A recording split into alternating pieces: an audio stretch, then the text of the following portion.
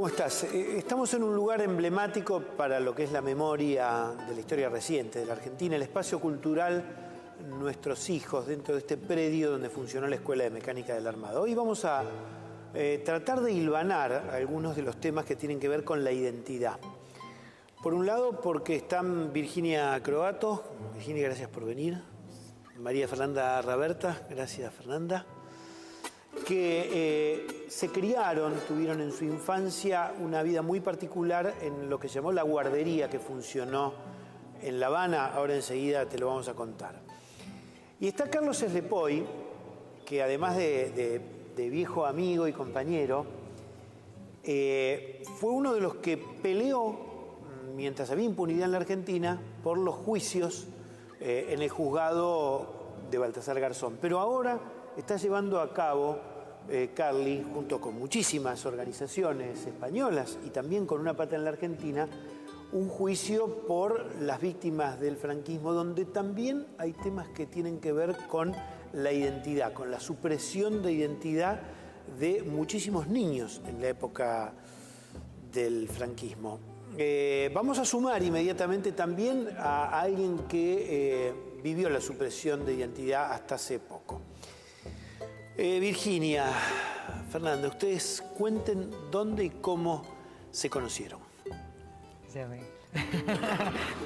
nosotros nos conocimos en Cuba, más o menos en el 80. Mi papá lo habían asesinado en el 79 y mi mamá nos llevó a vivir a Cuba, a la guardería, que era una casa que estaba destinada a cuidar a los chicos, justamente para evitar que fueran presos o presa de los militares.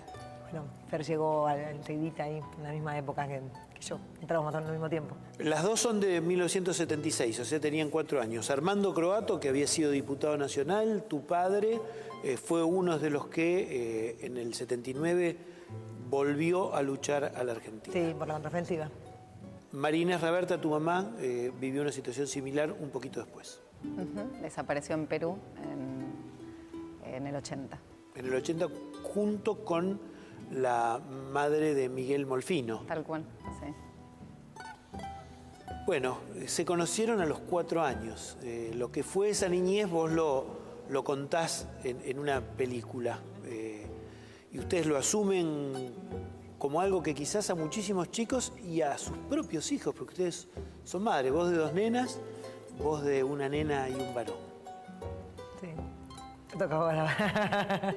Sí, me parece que nuestra historia tiene algunos lugares en donde que vos definís como una historia rara, pero de verdad es una historia de niños cuidándose, protegiéndose de la oscuridad en la que de alguna manera contra los que nuestros padres luchaban y en la que nuestros padres estaban totalmente comprometidos en esa lucha y por la que, digamos, asumieron un espíritu combativo, pero nosotros hacíamos vida de niños, digamos, en un lugar donde jugábamos, donde cantábamos, donde nos contábamos historias, donde inventábamos historias entre nosotros para recrear juegos.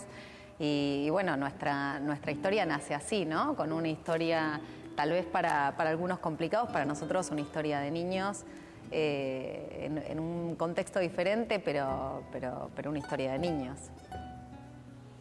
Sí, vos hablabas de la identidad, ¿no? Nosotros siempre había una cuestión central en la guardería que era la verdad.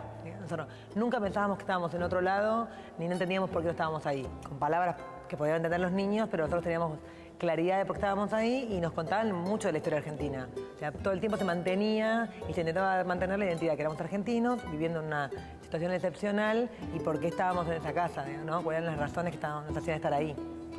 Y con algunas historias que la clandestinidad traía, algunos colores de la clandestinidad que hacían que fuera distinto.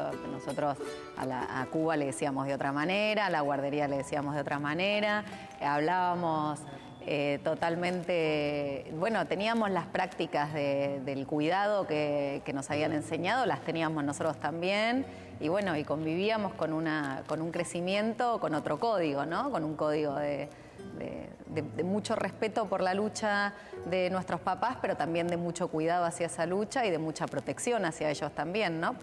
Nosotros en la guardería, en un lugar protegido para nosotros y nosotros protegiendo a nuestros padres desde qué decir, cómo decir, cuando volvimos al país igual, desde qué lugar nada, nosotros ser protagonistas también de esa historia del lugar que le tocaba a un nene. Entonces por ahí los tonos, las tonalidades cuando volvimos al país, que era un poco complicado disimular porque veníamos recubanos, las palabras ya no eran compañero, compañera, sino señor, señora. Todo, ¿no? La diferencia al volver a un país y acomodarse a otra realidad, pero siempre preservando nuestro lugar de niños, en donde el ejercicio de la alegría y el esfuerzo por la felicidad era de quienes nos rodeaban, era como su compromiso. Y bueno, y así nos fuimos formando y creciendo. Acá estamos. Y acá estamos. La sonrisa que ustedes tienen, que son adultas, vos sos diputada provincial, militante del Frente para la Victoria, vos también sos militante, sos una persona súper comprometida. Esa sonrisa, en algún momento he leído, Virginia, lo que cuando vos veías en la playa a un nene jugar con su padre, decía, yo no tengo a mi papá, y vos seguramente lo habrás vivido igual, yo no tengo a mi mamá. Sin embargo, es impresionante que lo puedan contar así sin dejar de lado, sin decir yo esto no lo puedo abordar. Más de una persona dirá, no, yo no podría vivir con eso a cuestas. ¿Cómo es tramitar en términos emocionales, psicológicos, esa historia? Y sobre todo que ustedes, ya los chicos de ustedes, bueno, los tuyos tienen la edad de cuando vos estabas en la guardería, las tuyas son un poquito más grandes. Bueno, esa historia siempre fue como un proceso, ¿no? Victoria siempre decía que, bueno, uno no es de un día para otro que dice está todo bien, uno va entendiendo, tiene momentos en la adolescencia, momentos en que está más enojado con sus padres, aún cuando están vivos, ¿no? O sea, uno tiene momentos y momentos donde puede encontrar como una decisión. Yo la verdad que no creo que todos los hijos tengan que estar ni de acuerdo ni seguir el camino de sus padres. Creo que hay hijos que no están de acuerdo y es legítimo, como también es legítimo que después mis hijos digan, mamá, ¿por qué hiciste tal cosa? ¿Por qué tomaste tal decisión? Eso es como parte del proceso de vivir. Y yo creo que a mí lo que me enorgullece es que haya intentado hacer lo que creía más justo y necesario. Después hay errores que uno considera que fueron, digamos, políticos, momentáneos. No me refiero ni a la lucha hermana ni a la decisión política, porque eso hay que entenderlo en un contexto, ¿no? Me parece que no es como el discurso más fácil, ¿no? Decir, bueno, yo no estoy de acuerdo que mi papá haya agarrado la violencia. Bueno, es un momento donde en el mundo todo se dirimía con determinadas herramientas. Yo lo que creo que hay que entender a nuestros padres en ese contexto. Y bueno, no tengo como cuentas pendientes. Creo que eso es un proceso, no es de un día para otro, ¿no? Creo que es un proceso que uno va construyendo a lo largo de su vida. Y aparte que me parece, ¿no? Que de algunas cosas salimos empoderados. Digo, de tener el lugar de certeza en la lucha que tuvieron el papá de Virginia, mi mamá. De ese lugar se sale empoderado y de haber atravesado esta experiencia también yo creo que sale empoderado. Porque yo siempre pienso y le cuento a mis hijas, para mí también es una oportunidad haber crecido algunos años rodeada de niños, viviendo una experiencia colectiva que hasta hoy es lo que le enseño a mis hijas y es lo que yo practico, que es cómo resolver las cosas entre todos, cómo superar los momentos y las dificultades y las adversidades siendo muchos, bancándonos entre todos. Bueno, teníamos poca edad, pero de eso aprendimos rápido, digo, de ser primos, hermanos, de armarnos estrategias propias de familia y de cuidado entre nosotros. Y yo creo que de esas cosas uno sale empoderado, no sale perdiendo algo. Digo, me parece que ganamos en la oportunidad de... Bueno, perdimos a nuestros padres, por supuesto, de eso no hay nada, ya sabemos, ¿no? Y sabemos cómo es convivir con la ausencia y sabemos que eso no tiene remedio, digamos, es una herida. Pero de haber crecido juntos, acompañados entre nosotros mismos, siendo niños, con un encuadre de cariño, con un encuadre de respeto hacia el momento que vivíamos siendo nenes y sabiendo que nos podíamos sentir orgullosos de esa decisión de nuestros padres, pero también aprendiendo eso, a crecer entre todos. Y eso creo yo que nos acompaña toda la vida. Digo, me parece que es una herramienta de la que no nos vamos a desprender nunca. Quienes estuvimos en esa guardería, quienes convivimos algunos años, las etapas, digamos, más importantes en la formación de una persona y pudo crecer acompañándose de otros, de pares, me parece que esa experiencia de vivir y transitar colectivamente es una victoria también. Carlos, vos viviste el exilio, pasaste una temporadita, un par de días por este lugar un poquito antes del golpe, ¿conocés? Un día. Un día. Vos, estando en Madrid desde el 96, te involucraste en el juicio de Garzón y hoy estás involucrado en otro juicio. Y yo estaba pensando la diferencia de un camino donde se transita la memoria, la verdad y la justicia, y otro camino donde una sociedad como la española está viviendo el ocultamiento de los crímenes del franquismo, la supresión de la identidad de gente que a lo mejor hoy tiene 70 años, 80 años, y que ha vivido engañada y que vive engañada respecto de quién fue. Sí, bueno, felizmente este fenómeno que estás narrando se está revirtiendo, ¿no? Han surgido, especialmente en la última década, a partir del año 2000, a raíz de la búsqueda de los nietos, de los restos de sus abuelos en las cunetas y fosas comunes, ha surgido un movimiento que es creciente, cada vez más potente, cada vez más organizado, y que abarca a distintos sectores que fueron víctimas de la represión del franquismo, entre otros los niños robados. Pero los niños robados no son solo aquellos que ya se conocen. Lo notable de esta historia, lo cuento siempre porque me parece muy gráfico de lo que son políticas de olvido y de desmemoria. Cuando las abuelas de Plaza de Mayo fueron a declarar ante el juez Garzón y pusieron de manifiesto que se calculaba que aproximadamente había 500 niños apropiados en Argentina, esto provocó un escándalo en muchos sectores de la sociedad española. No se concebía que en un fenómeno, aún de guerra, como era denominado, se pudieran secuestrar niños. Y esto ocultaba la realidad de que en España, en el periodo que investiga Garzón, que va desde el fin de la Guerra Civil, año 39, hasta el año 50 aproximadamente, se apropiaron 30.000 niños aproximadamente. Pero se apropiaron, acá hubo una discusión durante mucho tiempo acerca de si hubo un plan para el secuestro de niños o si fue una práctica sistemática, ¿no? En España no hay discusión alguna, porque había decretos emanados del Poder Ejecutivo, del franquismo, por el cual se establecía que los niños debían ser separados de sus madres republicanas en las cárceles a los 3 años, una vez que los hubieran criado, y entregados a familias relacionadas con el régimen o internados en instituciones públicas, normalmente instituciones eclesiásticas. De tal modo de que a esos niños se les cambió los nombres, sus datos de filiación, etcétera, en ese momento, y son a los que te referís, creo, cuando hablas de que pueden tener 70, 80 o 90 años, ¿no? Lo notable es que ninguno de ellos, está claro la dificultad porque no conocen su origen, pero ninguno de ellos haya pensado que podía ser niño de una madre republicana. Imaginemos la educación que tuvieron, la pérdida de identidad que sufrieron, ¿no? Educados por militares, educados por monjas, en colegios de curas, en colegios públicos franquistas, etc. Pero luego el fenómeno, y esto es lo más terrible, o tan terrible, el fenómeno se generaliza en la segunda etapa del franquismo, a partir del año 50. Y esto se convierte ya, sí, en una práctica sistemática y generalizada en la que intervienen monjas, parteras, médicos, enfermeras, funcionarios del Estado, escribanos, etcétera, por el cual se quitan los niños a las madres pobres o madres solteras, y había una lista de familias acomodadas, de familias ricas, que compraban esos niños. Entonces se convierte en un inmenso negocio que se cifra en decenas de miles de niños que han sido apropiados. Lo notable, yo venía pensando cuando habíamos conversado y que vamos a hablar de este tema, lo notable es lo que puede una política de impunidad que triunfa, que tiene éxito, como en España la tuvo, ¿no? Es la de memoria absoluta, es como una especie de Alzheimer colectivo. Esto del Alzheimer colectivo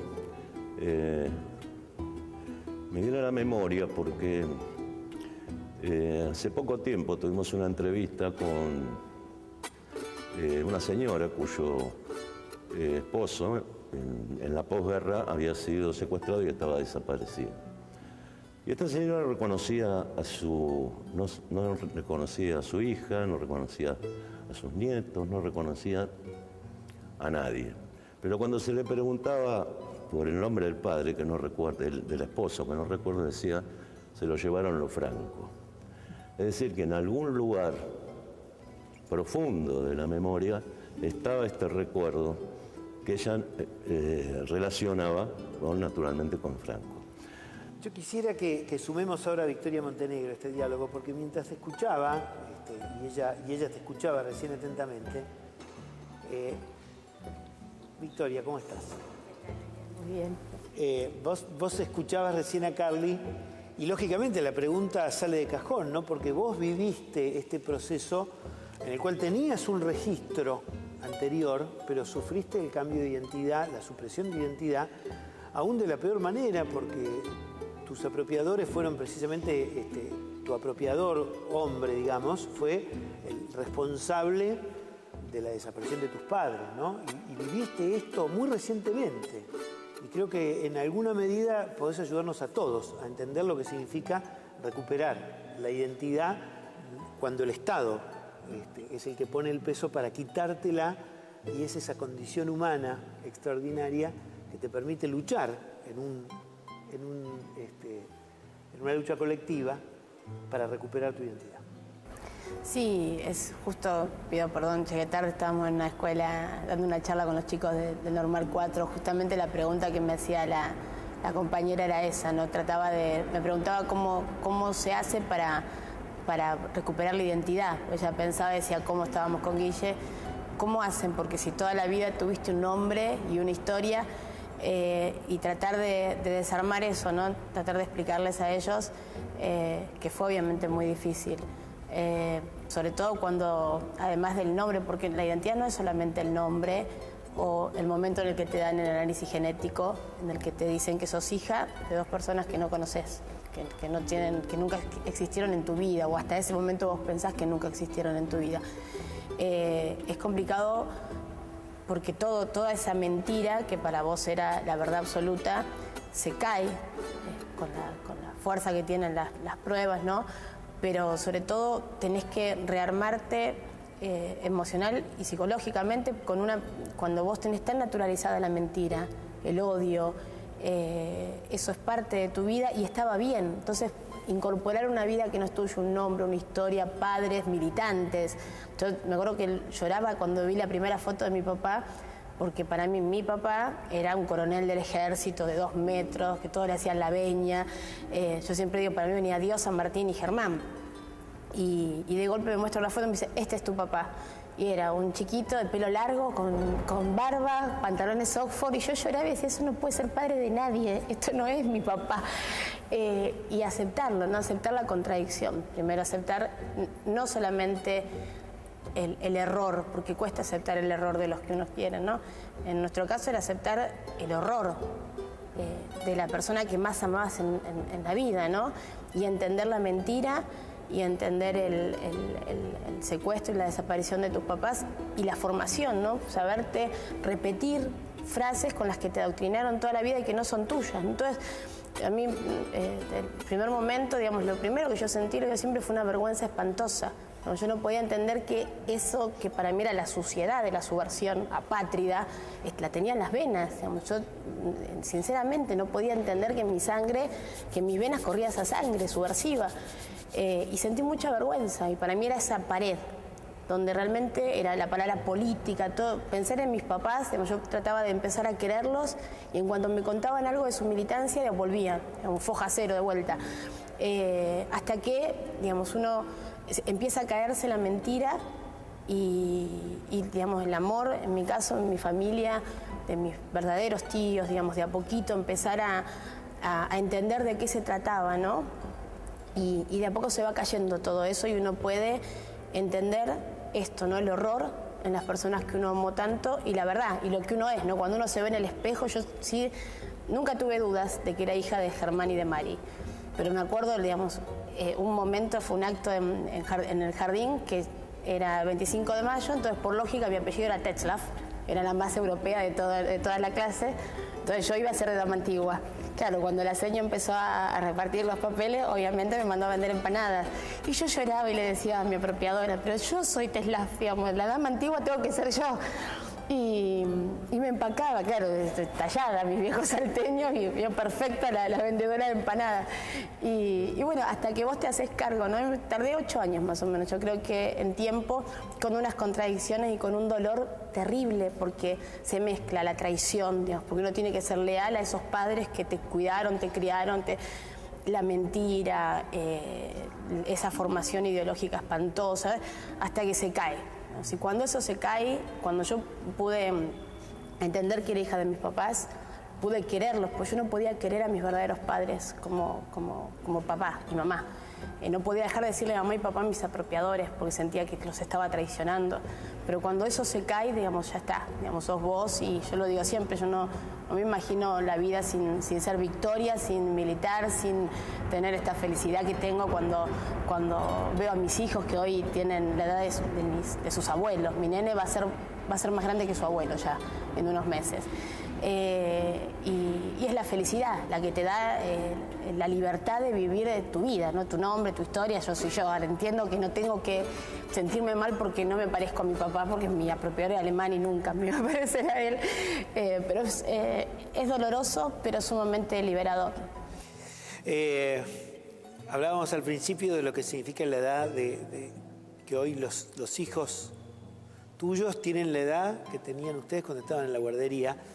Y ustedes han vivido seguramente 1000 conflictos, como viven todos los seres humanos, pero no les tocó vivir este conflicto. Y yo pensaba, me ponía en el lugar de Victoria, y digo, entre las cosas que la deben haber ayudado a Victoria para sentirse parte de esa identidad, tiene que haber sido inevitablemente recuperar las historias de ustedes, de los que vivieron sin mentiras, ¿no? Y yo las veo a ustedes sonrientes, comprometidas, con entusiasmo. Y me pregunto de dónde surge esto, porque como decían ustedes, bueno, uno en algún momento tiene que superar la pérdida y el compromiso es de uno. ¿De dónde surge el compromiso por la verdad, memoria, justicia, por un país justo?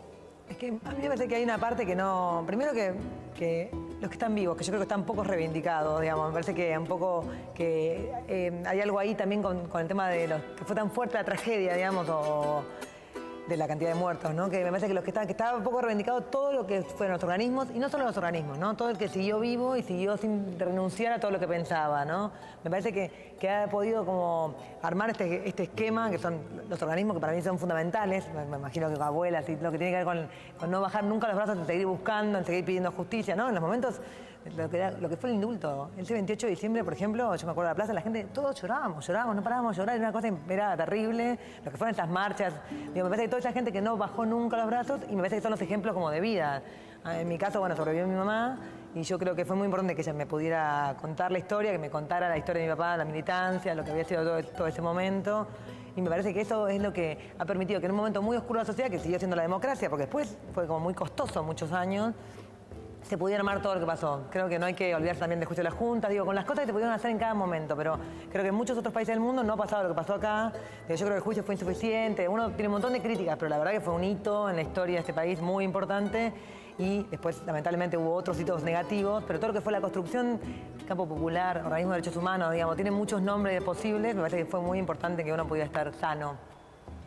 Sí, y digamos, algunas cosas que tienen que ver con lo subjetivo. Mi hija, que está adolescente y es sumamente pesimista, dice, mamá, no entiendo tu optimismo, no lo entiendo. Bueno, algunas cosas que son más subjetivas, y creo que hay otras cosas que tienen que ver con un momento histórico. Yo estuve acá el 24 de marzo del 2004, me crucé con Virginia en la puerta, le conté que había estado con Néstor en un homenaje en Benito Juárez. Ese día Néstor me dijo, contá conmigo como si fuese tu mamá. Me parece que esas cosas de este momento histórico que tienen que ver con Néstor, con Cristina, con la construcción, con las posibilidades reales de ser parte de una orgánica, con la responsabilidad que nos trae el momento a la hora de cargarnos en la mochila la lucha por recuperar y restablecer una patria como la que soñaron nuestros papás. Digo, me parece que este momento de oportunidad en la militancia, en la construcción de la patria, en la refundación de esta Argentina, me parece que eso tiene que ver ya con no cuestiones subjetivas, sino con cuestiones en donde, nada, un 25 de mayo del 2013 nos abre una puerta a nuestra generación en la que estaba cerrada, digamos, como me parece que tiene que ver con Néstor, que tiene que ver con Cristina, que tiene que ver con este momento histórico, y eso, más allá de que la militancia tiene alguna raíz subjetiva y alguna raíz más interna, me parece que tiene que ver con un momento histórico que nos da las posibilidades de protagonizarlo. Carlitos, vos viviste intensamente la Argentina como militante, la sufriste en la cárcel, en el exilio, por infinidad de cosas que te atravesaron en la vida, vos nunca dejaste de tener un compromiso y viste lo que fueron los indultos en la Argentina desde España, participaste activamente para dar vuelta a eso, ser parte de eso, y hoy lo estás haciendo en España. ¿Qué cosas ves que en España se pueden rescatar de lo que fue la Argentina, de esta construcción de memoria, verdad y justicia? ¿Qué cosas son universales respecto de lo que significa la construcción de identidad por haber vivido tan ricamente estas dos experiencias tan distintas? Sí, efectivamente, la verdad que he tenido mucha suerte, ¿no?, de poder ser parte en ambos procedimientos. Cuando acá los indultos cerraron la impunidad en el país, porque recordemos que aún la ley de obediencia había dejado la posibilidad precisamente de la recuperación de niños, ¿no? Y de la apropiación de inmuebles. Medio la idea era que esas eran cuestiones de la guerra y por tanto había que sancionar. Muy aberrante. Que las torturas y asesinatos no se persiguieran, pero sí el robo extorsivo de inmuebles. Bueno, lo cierto es que los indultos, el último, el del 90, ya cierra definitivamente la impunidad en Argentina. Y los organismos de derechos humanos, las madres, abuelas, detenidos desaparecidos, van viajando por el mundo denunciando estos hechos. Sí golpean en Naciones Unidas, golpean en la Comisión Interamericana de Derechos Humanos, en las grandes organizaciones internacionales de derechos humanos, y logran abrir procedimientos judiciales en países europeos. Recordemos que Astiz fue condenado a cadena perpetua en Francia en su momento, que en Italia se abrieron juicios aún cuando estaba la dictadura en la Argentina, que en Alemania se hicieron juicios por los alemanes, etc. Y de pronto se encontró la beta de España, sería un poco extenso explicarlo, pero lo cierto es que era un juicio universal, ya no estaba relacionado con la nacionalidad de las víctimas, sino que estaba relacionado con la naturaleza del crimen. Es decir, que un crimen contra la humanidad debe ser perseguido por la humanidad, para decirlo en términos gráficos, es decir, por todos los tribunales del mundo. Nació así en España este principio llamado de justicia universal, trascendental para combatir internacionalmente la impunidad de los grandes criminales. Naturalmente tiene grandes dificultades este principio, si no estaría generalizado y tendríamos un mundo mejor.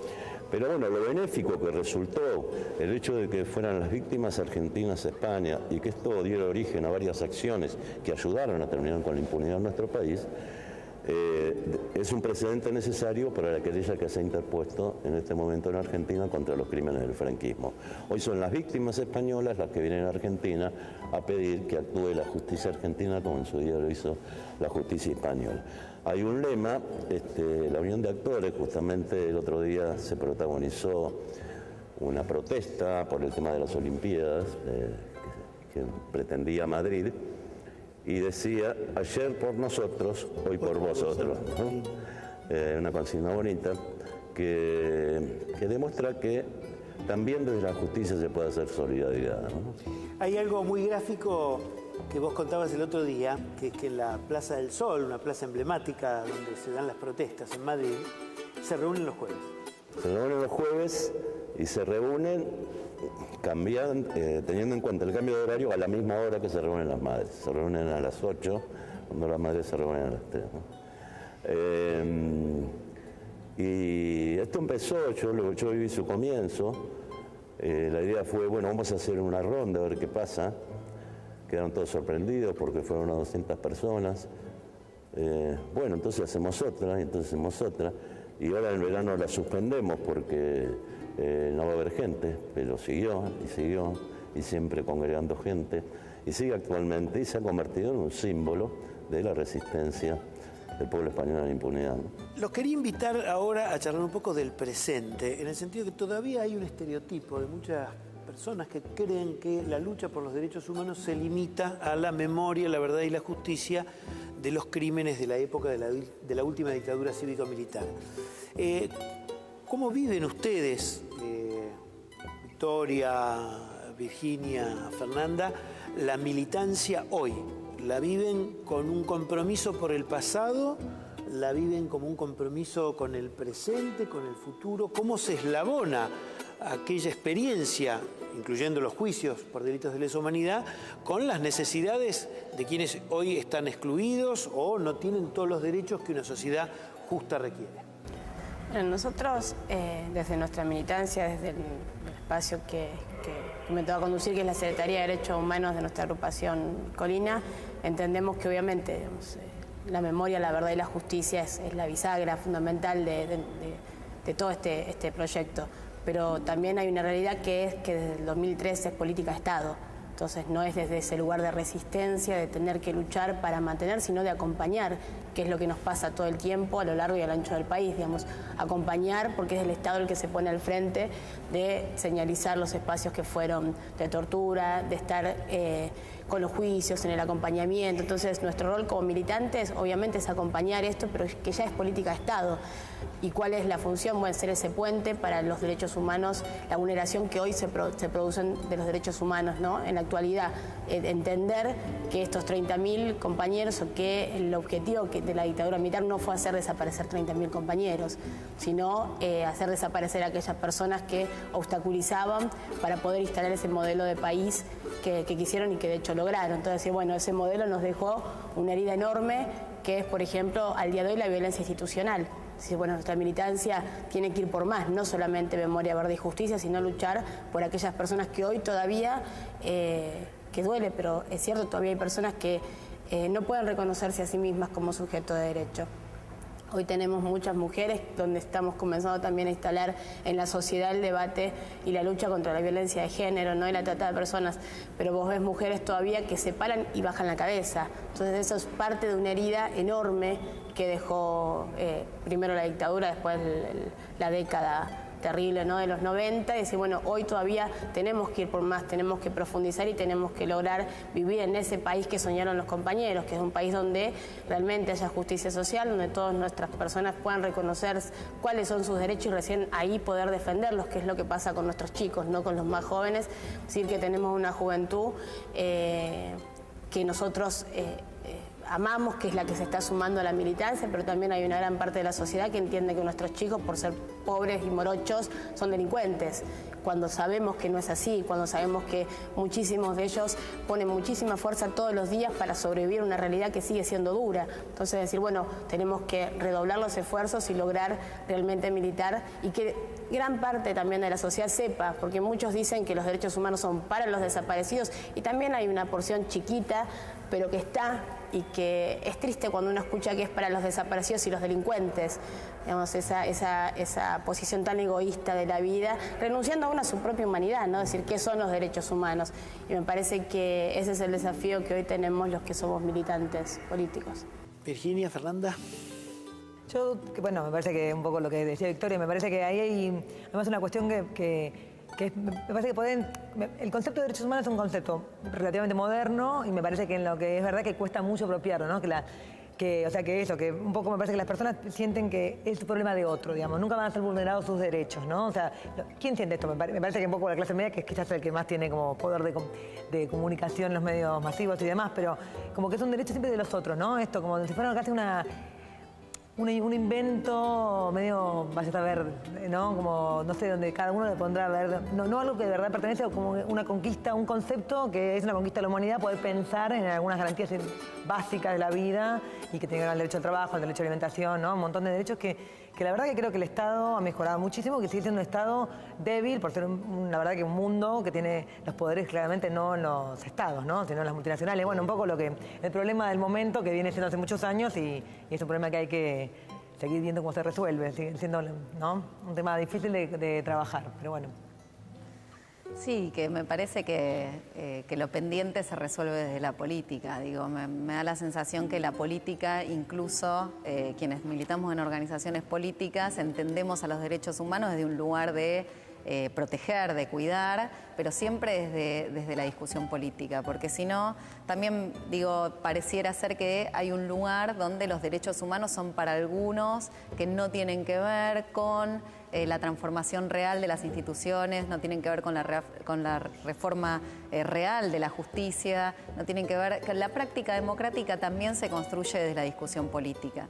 Y me parece que, bueno, que hace 10 años venimos dando esa pelea con una propuesta política que se hace cargo de cada una de las cuestiones pendientes, pero que tiene sus bases y sus raíces en la garantía de esos derechos humanos, pero para todos los argentinos, pensando en los 40 millones de argentinos y pensando en esas necesidades que decía Vir, que tienen que ver con esas garantías que donde el Estado tiene que ser garante, donde el Estado tiene que garantizar como derechos. 5 millones de puestos de trabajo, la posibilidad de jubilarse a quienes no tenían aportes, la posibilidad de tener casas a quienes no pueden tener crédito, de tener crédito a quienes no podían creditar. Me parece que hay un lugar donde el trabajo, la jubilación, la vivienda, la alimentación, la asignación universal por hijo, la escuela, el derecho a educarnos, a crecer, a estudiar, todas estas cosas tienen que ver con las prácticas de los derechos humanos que son orientadas desde la política con decisiones, con estrategias, con decisiones firmes y con políticas de Estado. Carly, en el caso de España es curioso porque cuando se hizo el Pacto de la Moncloa parecía que España explotaba en democracia, se convertía en el país democrático. Esto que vos contaste antes, hay documentación que le otorgaba, el Estado español le otorgaba chicos a otras familias para suprimir la identidad con orden estatal. ¿Se desnuda ahora en España, en medio de esta crisis, ese Estado autoritario para las mayorías o sigue siendo los derechos humanos una cosa de minorías, entre comillas, privilegiadas? Van siendo cada vez más mayorías, digamos, ¿no? Es una minoría, naturalmente. Pero bueno, yo tomando lo que decía ella, que el clic que se produce en un momento, ¿no? En el que uno ve todo claro, ¿no? El engaño, el olvido, de pronto aparece la verdad, aparece el reencuentro con la historia. Esto se está produciendo muy fuertemente en España, ¿no? Con el tema de los niños, de esta última etapa, hay muchísimas asociaciones en todo el país buscando hermanos o buscando hijos. Pero aparte se ha desarrollado todo un amplio movimiento de familiares de desaparecidos durante la posguerra, de presos políticos, de gente sometida al trabajo esclavo. Esto está extendiéndose muy poderosamente por toda la geografía española. Y la querella argentina contra los crímenes del franquismo, en la medida que es la única instancia judicial abierta en el mundo y por tanto constituye una luz de esperanza, se ha convertido en un eje vertebrador de todo esto. Todos se han volcado a esto. Múltiples municipios de España, de ciudades muy importantes como Bilbao, San Sebastián, Pamplona, Vitoria, en sus plenos han votado el apoyo a la querella argentina y la condena al franquismo. Lo mismo ocurre en muchas ciudades de Asturias, de Andalucía, de Madrid, de Barcelona. El Parlamento vasco lo ha hecho igual. Se está tramitando en parlamentos autonómicos. 50 diputados y senadores han firmado un escrito de adhesión a la querella argentina. Es decir, que esto está provocando, de alguna manera, y cambiando lo que hay que cambiar, porque hubo 40 años de dictadura y ya casi 40 de impunidad, un fenómeno parecido que a mí me evoca mucho lo que significaba el rebote que había desde España en relación con lo que se hace aquí. El juicio en Madrid comenzó con unos pocos testimonios, viajaron las abuelas, viajó Pérez Esquivel, viajaron algunas personas que estaban en España, la abuela Sacha, que recuperó a su nieta Carla. Y luego, a medida que fue avanzando, se convirtió en un aluvión de gente que fue a Madrid. Es decir, buscó en otro lado hacer el juicio que en Argentina no se podía hacer. Hoy los españoles es lo mismo, es como que le estamos prestando la cancha para que jueguen el partido, que no pueden jugar así. Quizás para los que no están habituados con el tema jurídico, yo no soy abogado, pero acá me asiste el doctor Slepoy para algún error que cometa. Cuando Baltasar Garzón empezó a juzgar esto, no fue que él decidió meterse en la querella, sino como en todo trámite judicial, le tocó una causa. Le tocó al juez Baltasar Garzón. En el caso de la doctora Servini de Cubría, que es la jueza federal que en este momento está llevando desde la Ciudad de Buenos Aires esto, tampoco es que ella decidió involucrarse en esto, sino que también le tocó, ¿no? Si uno busca en la biografía de los jueces, podrá estar más de acuerdo con determinadas características o con otras. Lo importante es que actúen como política de Estado, ¿no? Uno puede tener quizás una gran admiración por una persona, pero en su fallo, en el procedimiento o en la investigación judicial tiene que cumplir. Y acá lo interesante de la Argentina es que si uno agarra a los jueces, a todos los magistrados, a los fiscales, te encontrás con infinidad de discrepancias o de diferencias, pero bueno, es esto que arrancó en 2003 como una ola impresionante, ¿no? Y entonces yo también me pregunto, ¿qué pasa con otras áreas que están invisibilizadas?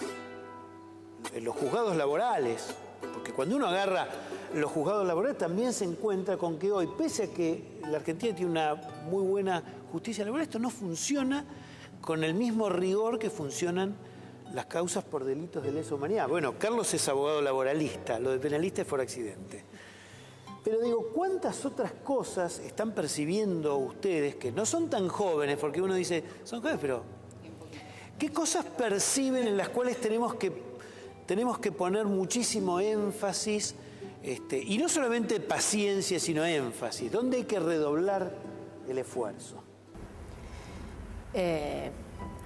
En cuanto a la justicia en la Argentina, digamos, sabemos... Justicia social, a las demandas, al protagonismo, así como uno dice, en estos temas de derechos humanos, se ha avanzado.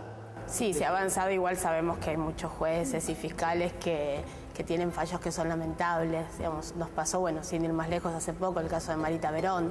Digamos, deja en evidencia la impunidad con la que todavía un sector de la justicia está actuando.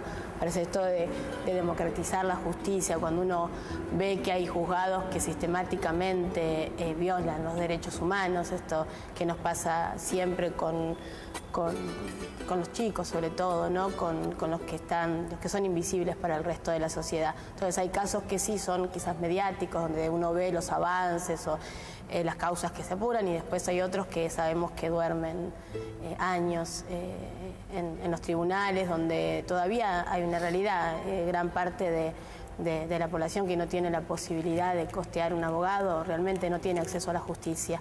Entonces me parece que ese es el desafío. Necesitamos que la justicia, si es lenta, no es justicia. Nosotros todavía tenemos muchos casos, de hecho, de nietos, que hemos tardado muchísimos años. Pues me ha tocado en lo personal saber la complicidad de algunos fiscales de la nación. He visto jueces sentados con mi apropiador, digamos, y esos siguen siendo jueces, y sus hijos y sus sobrinos siguen formando parte de la justicia. Entonces me parece que es un desafío. Y además de la justicia... Yo creo que esto yo creo que excede un poco el gobierno, no tiene que ver con un tema de la sociedad, o sea, del gobierno o el que venga. Estamos hablando de identidad, ¿no? Entonces... Pero me parece que hay un tema como volver a pensar el Estado, ¿no? Me parece que ese Estado benefactor, uno no piensa que puede volverse a construir una cosa parecida a lo que fue, ni siquiera sé si era ideal. Me parece que hay como una cosa complicada entre la responsabilidad cívica, digamos, que la responsabilidad social de cada empleado y el rol en el Estado, porque... Así como podemos ir en un hospital y te maltratan, digamos, no todo el mundo, la verdad que por suerte hay médicos increíbles y muchos hospitales los tienen en función del calor humano, pero digo, las situaciones, educación, salud, justicia, hay un montón, los pilares del Estado son lugares que me parece que hay que volver a pensar, y cada uno como en lo personal, porque a veces tiene que ver con que, vamos a poner un ejemplo, hay alguien funcionando ahí, sea del partido que sea, que funciona muy bien, ¿no? Me ha tocado, como que gestiona muy bien, pero la verdad... que cada empleado tiene que poderse sentir que cumple una función, ¿no? Que es funcionario de algo y que cumple un rol determinado. Me parece que ahí como se pierde justamente el sistema capitalista, todo lo que venimos conversando, cierta construcción de que vos estás ahí en función de otro y que la red, ¿no? Entonces vos estás ahí y tu trabajo está bien, tiene que ver que ella pueda hacer su laburo, que ella haga bien su laburo, me va a venir bien a mí. Digamos, como una cuestión de solidaridad social o de entramado social reconstructivo. Eso me parece que todavía cuesta mucho, ¿no? Me parece que ahí como... Me parece que ahí hay un lugar fundamental en el lugar estatal, como de volver a valorizar ese espacio. Sí, yo pensaba en lo que decía Viri y Victoria. Tal vez hay una batalla, a veces escuchamos sobre innovación tecnológica, innovación... No, me parece que hay una batalla que es más de la innovación del comportamiento, ¿no? De esto de pensarse cada uno en un lugar... como decía Vira, en el Estado o en el lugar que le toque en la vida o que le toque en su trabajo, pensando en el otro y hacia el otro. Cuando nosotros decimos la patria es el otro, es pensarnos en los demás. Y cuando Uno escucha tanto, digo, cuando yo a mis hijas van a la escuela pública y quedan en manos de señoritas que por ahí no tienen el mismo compromiso que yo creo que querrían que tengan sus maestras de sus hijos, ¿no? O cuando uno va a la salita en el barrio donde vive y ve cómo son el sistema de turnos y cómo cada una de estas cosas tal vez son más difíciles de sortear cuando menos recursos tenés y tal vez es más difícil asumirse en un lugar donde no te cuidan y no te protegen si tenés menos herramientas para defenderte. Y me parece que, como decía Viri, como decía Victoria, hay un lugar en donde nos falta un cambio en los corazones, digo, de la justicia, aquellas personas que tienen pilas y pilas de expedientes, sobre todo en los casos de niñez, que es lo que yo soy trabajadora social y trabajo en niñez, ahora de licencia, ¿no? Pero pilas de expedientes y el tiempo no importa porque, claro, no es el tiempo de sus hijos, ¿no? Entonces, no importa, son los hijos de los demás y cuando hablamos y escuchamos hablar de los nenes y de los niños y de los jóvenes y los adolescentes de un lugar de estigmatización absoluta en donde cualquiera puede ser peligroso si es adolescente, si es joven, vive en la provincia de Buenos Aires y es pobre. Digo, me parece que en eso hay una batalla que es en el corazón y es en el amor hacia nuestros hijos y nuestros hijos son todos los hijos del pueblo, porque mis hijas son mis hijas que van a la escuela, pero también son los hijos de aquellas familias que el nene va a la salita, que el nene va a la escuela. Digo, me parece que en algún lugar nos falta un tiempo en donde esta década ganada ha estructurado algunas cuestiones básicas y nos falta todavía tiempo para ganar una batalla que es más del cariño hacia los otros y más del pensar a los otros como nosotros y de pensarnos a nosotros como los otros. Carlitos, vos tenés dos patrias y tenés un concepto de lo universal muy arraigado, con lo cual necesitarías muchísimo más tiempo para hablar de lo que pasa en España y en la Argentina, pero qué curioso que esa España bastante opulenta de los 90, que tenía una solidaridad muy estrecha por parte de algunos, pero una cierta inocencia o egoísmo respecto a entender lo que era la propia historia de España. Hoy estás viviendo en una España que vive una crisis con un 50% de jóvenes desocupados, por ejemplo. Sí, a mí me llamó la atención esto que contaba de este acto que se hizo con el tema de las Olimpiadas. Nos encontramos de pronto con una cantidad enorme de banderas republicanas. Y se desplegó frente al Teatro Colón una bandera que tenía que ser sostenida por 30 personas, más o menos. Lo llamativo del tema es que la mayor parte eran chicos españoles llegados a trabajar a Argentina o a estudiar a Argentina, ¿no? Porque yo pensaba que eran descendientes de españoles, de asociaciones republicanas. La mayoría de ellos eran españoles recién llegados, ¿no? Esto es notable.